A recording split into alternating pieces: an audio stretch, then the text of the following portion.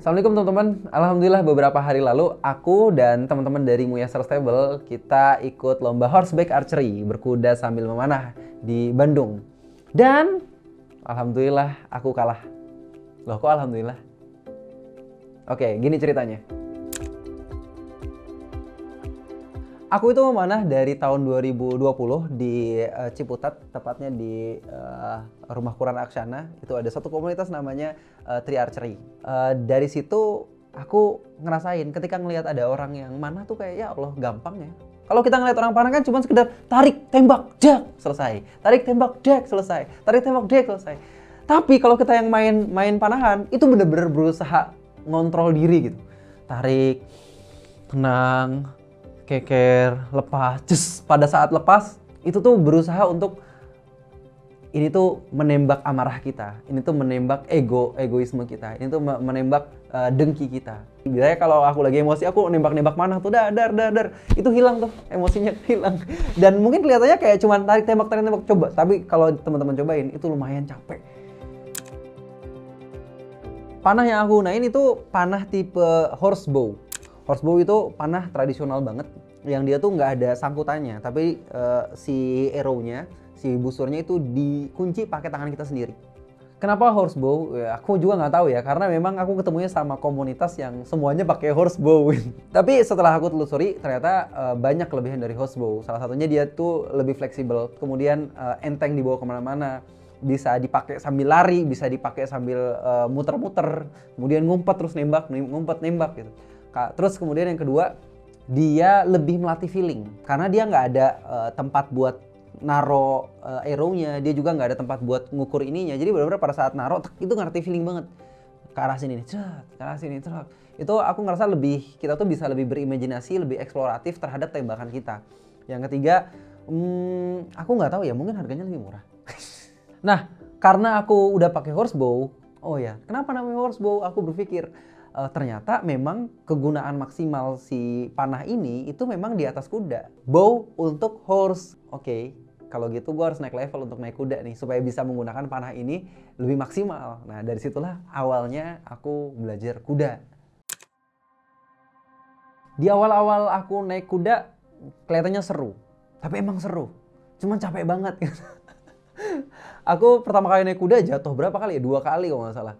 Cuman jatuhnya alhamdulillah nggak parah karena memang harus pakai helm kan, safety alhamdulillah. Tapi ternyata bukan cuma sekedar latihan fisik kaki, tapi juga latihan hati. Karena kenapa? Karena ternyata kuda ini adalah makhluk, dan makhluk ini punya emosi. Dia tuh bisa marah, dia tuh bisa ngambek, dia tuh bisa emosi gitu. Makanya kita harus tahu karakter setiap kuda, dan setiap kuda itu karakternya beda-beda. Ada yang mau nurut-nurut aja, ada yang lemes. Ada yang dia tuh nggak mau diperintah kecuali kalau kita misalnya udah pecut. Ada yang dia tuh gampang diperintah, tapi kalau misalnya kita salah merintah, dia udah bete. Pokoknya karakternya macem-macem lah gitu. Dari situ aku ngerasa ketika belajar kuda, itu tuh kita belajar kepekaan plus belajar leadership.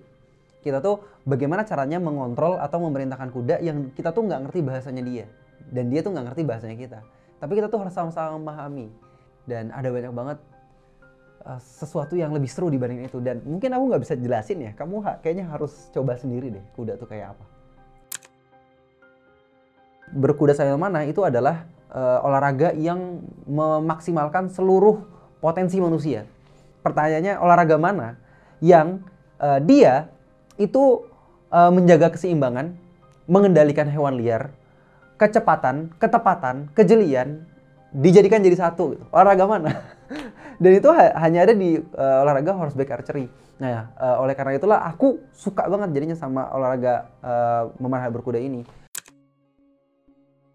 Karena sebenarnya pengen men-challenge diri aja sih. Karena kan pasti ada sesuatu yang berbeda kalau kita tuh punya target yang pengen kita capai. Latihan kita akan berbeda, kemudian usaha kita juga akan berbeda. Karena kita tahu, wah ini gue bakal dikompetisiin. Walaupun sebenarnya aku sadar banget aku nggak akan menang karena aku adalah newbie. Jadi goals aku sebenarnya cuma pengen menjadi penikmat dan pencinta aja gitu.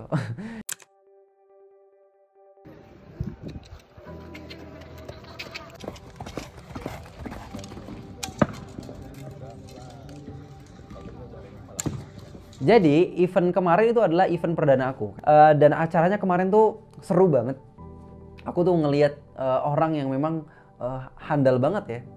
Jadi yang paling tricky dari memanah dan berkuda itu adalah memanah di atas kuda. Jadi kudanya udah jalan nih. Tapi kan kalau misalnya kudanya jalan kita harus nyimbangin gitu. Terus kemudian kadang-kadang pas kita pengen knocking, namanya knocking ya, ngokang gitu. Itu agak sedikit tricky tuh. Ini mana nih? Terus kemudian mana nih ujungnya nih supaya masuk nih. Nah, kita ngelihat di sana ada orang-orang yang ngambil sekali 3. Nih 3 terus langsung cetak, cetak, cetak. Jadi satu target itu dapat 3 sudut, 1 2 3 gitu. Sedangkan aku satu target aja ya kelewatan gitu. Terus pas target berikutnya pas dilepas nggak tahu yang melenceng. Ya ampun, malu-maluin banget gitu. Ketika aku lomba itu kan deg-degan ya, deg-deg. Nanti kalau misalnya kudanya melencong gimana nih? Nanti kalau misalnya panahku tiba-tiba larinya ke orang itu gimana? Wah, tidak. Aku khawatir banget. Cuman pas dijalanin ya aku pikir cuman oke, tenang. Ini cuma 1 menit doang kok gitu. Jadi 4 kali putaran kuda itu 1 menit. Cuma 1 menit doang kok. Ini nggak akan menghabiskan, nggak akan memperburuk hidupmu. Aku tuh ketika ngelihat ada orang yang jago-jago pada saat pentas, aku tuh berandai-andai ya. Seandainya aku tuh latihannya lebih serius, seandainya aku latihannya lebih rajin, seandainya aku tuh latihannya lebih lama, kayaknya aku nggak akan sememalukan ini gitu. Tapi ya udah terjadi, ya udah. Intinya kalau kita ngelihat ada satu perlombaan kemudian ada orang yang bagus, itu adalah tanda bahwa orang itu latihan lebih banyak, latihan lebih serius, latihan lebih lama dibandingkan kita. Jadi perlombaan itu bukan pada saat perlombaan, tapi pada saat kita latihan. Kita sudah bisa ngelihat kok kalau misalnya ada orang yang start sama-sama dari nol, kemudian orang yang pertama itu latihannya dalam seminggu cuma sekali, tapi orang yang kedua latihannya seminggu tuh 5 kali, dan dalam 5 kali itu dia latihan 4 jam, sedangkan yang satu latihannya cuma setengah jam. Kita udah bisa ngelihat mana yang lebih ahli, mana yang lebih jago, mana yang akan menang di kompetisi. Karena nggak ada yang namanya ujuk-ujuk. Tiba-tiba kita latihan sebentar, total udah jago, nggak mungkin. Bagiku kalah dan menang itu nggak penting. Yang penting adalah bagaimana kita berusaha. Allah juga bilang begitu kan, Allah nggak ngelihat hasil, tapi Allah ngelihat apa yang kita usahakan.